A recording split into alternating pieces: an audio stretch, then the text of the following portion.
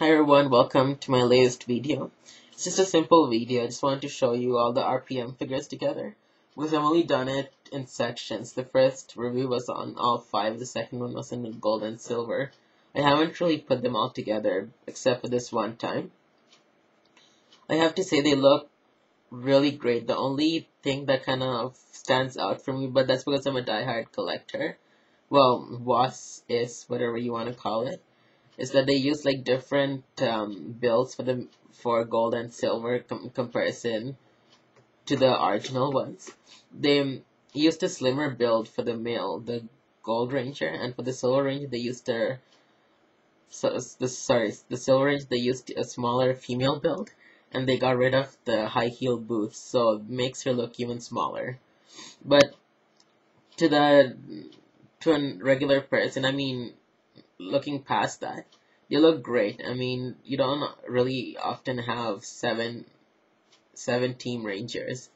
Sure, you have the Mighty Morphin Automorphs where you had 7 members, but to be honest, as good as Mighty Morphin was, like, you can't compare their unison build to this, where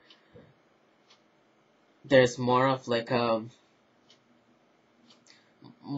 a humanoid build here, while the build in the old days were more of like a block, which really didn't appeal much.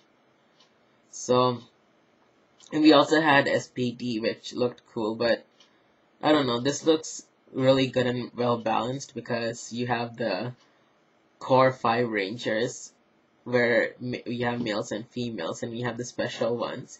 We also have a balance of a male and female, and I don't know, overall they look really great.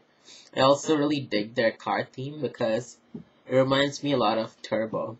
Although Turbo will always be one of my top 3 seasons and figures, because I loved how their suits looked overall. These also come really close. Let me just put a Turbo figure. I have a random Turbo figure here just to show you.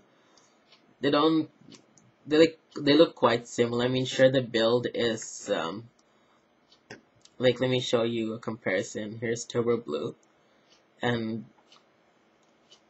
the Go-On Blue or RPM Blue.